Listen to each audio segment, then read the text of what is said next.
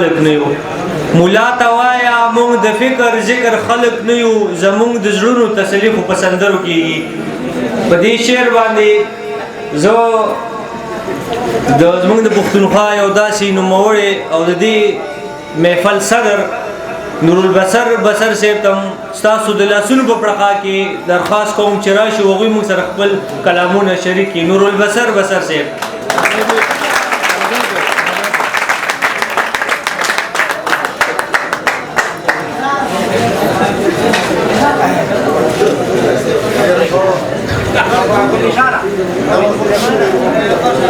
أعوذ بالله من الشيطان الرجيم.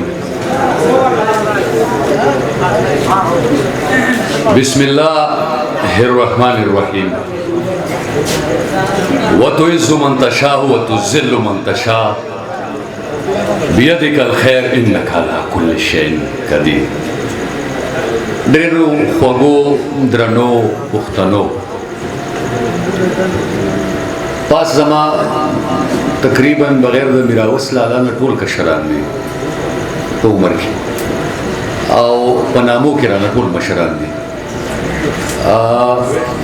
دې سره خو زما ژوند دی خو په دې ناستو خلکو کې به دا پته چاته هم نه وي چې زه څوک یم په کام باندې.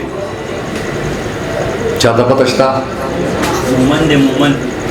تا ته چا وویل؟ زه مومن دی په کام باندې او په دې زما فخر دی چې د مومند خوره د عبدالرحمن خوره ده، د عبدالحمید بابا خوره ده، د کاکاجي سنوبر خوره ده، د کلندر ملنګ خوره ده او داسې ډېرې نامې دي. زما په دې فخر دی چې زه نن په خپل کام کې ولاړ یم او سوچه ټول زمونږ لکه دې کې به مبالغه نه وي. زما ته چېرته خپل قوم دغسې مخامخ نه دی ناست چې د چا نه زه یم څوک چې زما سره دي. د اقبال مومن صاحب هغه شعرونو پورې دی ملګري څه شعرونه بار بار وایي نو د مومن شعرونه یم د مومن شعرونه وایي خو هغه شعرونه به زه یو دوه درې مکمل کړم بیا به خپل وایم چې خپل مار ګاډه وه خپله تماشه کوه پاړو خپل مار ګډه وه خپله تماشه کوه که پاړو د خلکو د ذهنونو جنازه کوه پاړو چې څه دې په دې زړه راځي هغه کوه پاړو خو لوبه د فریب په طریقه کوه پاړو د مار او د نولي مقابله کوه پاړو خو موږ سره د صدق یارانه کوه پاړو. جومات کې یو سپینګري مداري چاته ویل وعده مه کوه خیر دی اراده کوه پاړو. سالار صاحب ډېره مننه. سالار صاحب هم مننه کوم د ابراهیم تاج او د اکبر ثوابیانو د محبوب ورور دی. دا میډیا ده چې پښتو یې ډېره مخکې ورسوله. د سود پیسو کې یو حاجي صاحب دی چې څښاک وباسي. د سود پیسو کې یو حاجي صاحب دی چې څښاک وباسي. ضمیره دا خلک ګوره د ډمبرونو هم شات وباسي. د سود پیسو کې راشد خانه دا یو حاجي صاحب دی چې څښاک وباسي. دا خلک ګوره د ډمبرونو هم شات وباسي. او په داسې ملک کې مې ګزران دی چې تپوس مه کوه شتمن خیرات غواړي غریب پکې زکات وباسي.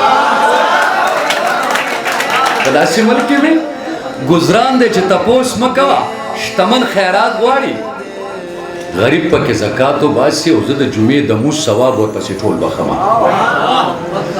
دا د افسر افغان دپاره دی.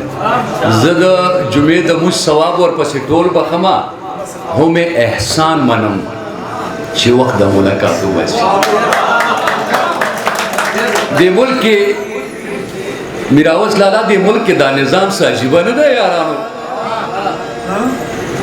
دې ملک کې دا نظام څه عجیبه نه دی یارانو.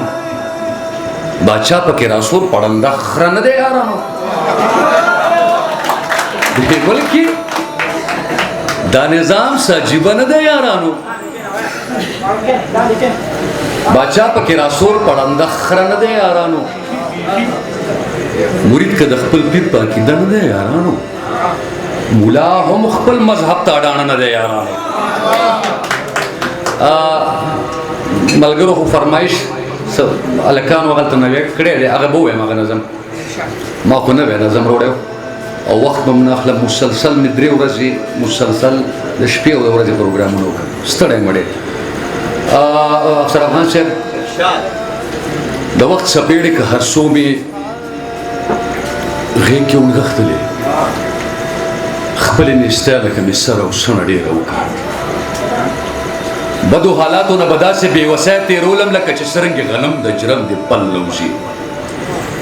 ضرورتونه هم بې ځایه رانه جبې وکړي چې چوک وړو نه خورم، لپې لپې خاورې وخورم، خو چې د معذورې لور ارمان نه نیمګړی نه شي. د خپل ویرجن داستان دا لنډه کیسه چاته وکړم چې یوه ورځ خپله معذوره لور مې ښار ته بوتله، د دم درود او د سختونو نه واپس چې راتلو هغې زما د لاس لستوڼی ما نه کلک ونیو. بیا د دمګري نه چې څو قدمه مخکې لاړو نو په کړي کې ګرمې ګرمې پکوړې پخېدې. لور مې اصرار وکړو چې ما د پکوړې واخلم. ما پې ځان غلی کړو د ډېرې تنګدستۍ د وجې، خو هغه لوږې ونیولې. بیا یې ضد وکړو چې بابا ما له پکوړې واخله.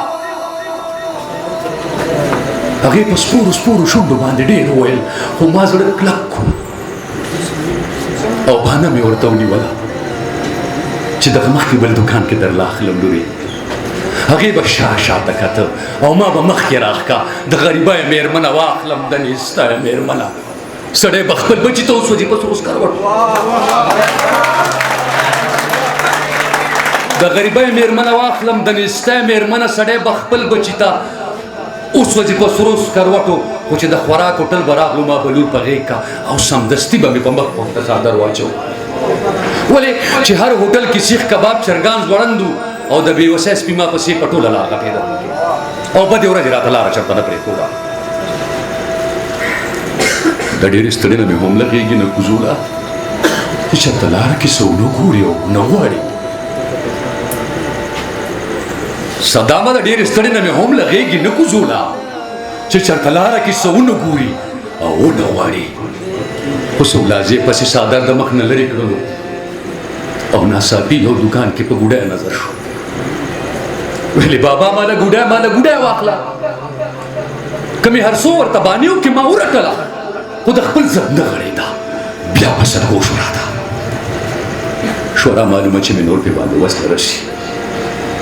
څه په چلول مې تې د سترګو چشمې لرې کړلې، چشمې مې ځمکې ته خطا کړې. ما پې پکې ښوده چې په بازار کې بیا ګوډی ته چېرته ونه ګوري. ما د دې ویرې د معذورې لور چشمې ماتې کړې. څه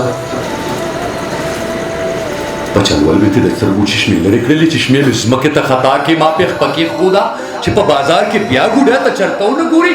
ما د دې ویرې د معذورې لور چشمې ماتې کړې. بیا ما به سر که رانږدې ورته مې ښه وجړل.